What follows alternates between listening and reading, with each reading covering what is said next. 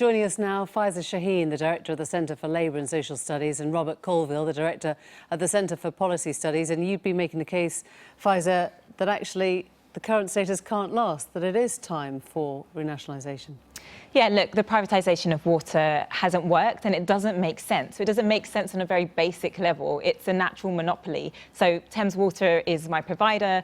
When I'm not happy with a service, I can't change it. So it doesn't work in terms of competition. There is no competition. And then when you look, as we heard there, about levels of profits versus levels of investment, you know, the 1,000+ swimming pool size of water that are lost every day. And you look at the price hike, so 40% in real terms since it's been privatised.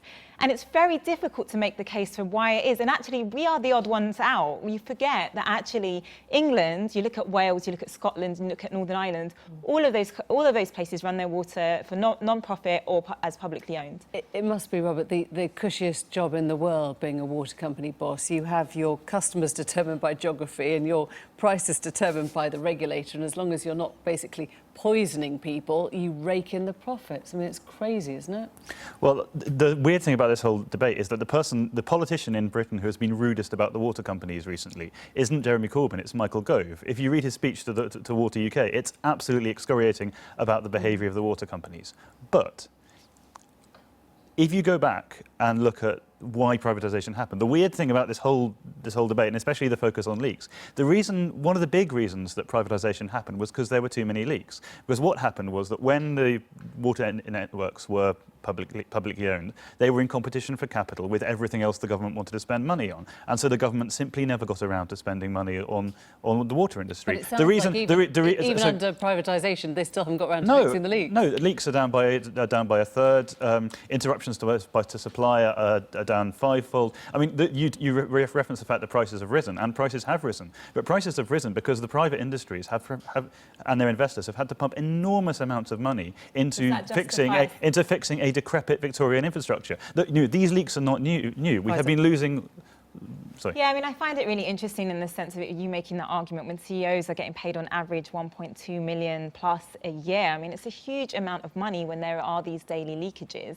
I mean, the thing I would say is, of course, you need public ownership. We want to take accountability there, and we want to bring that back into public ownership. But we also want infrastructure investment. Not 70 billion, 86 billion. No, and that is a really misleading number written in a report that was sponsored by the water industry. So no, it was written in a report by us that wasn't sponsored by anyone. It was also written in a report sponsored by the water industry. I mean, I think and no one on the Labour side has disputed that figure. No, they have actually. And the big misleading thing about this, John McDonnell himself has disputed it, which is that it's actually, when it's a profit-making asset, you can take that asset, you can borrow to invest in that as strategic infrastructure, and then you can pay that back over years because it makes profit. And after 10 years, or 10 years plus when we paid that back, that is then but where do you get that from? Even if that sum is 86 or 70 or 60 or less, that is a huge amount to pull out now, in the middle of whatever we're going through, to spend on one project, which is pulling all the water companies back into nationalisation. You know, this whole narrative of where the money comes from actually completely ignores the fact that we have not been making strategic investments at a time when borrowing is so cheap. And as a country, we could be doing that. And so it just plays into this argument about austerity that is actually just economically incorrect.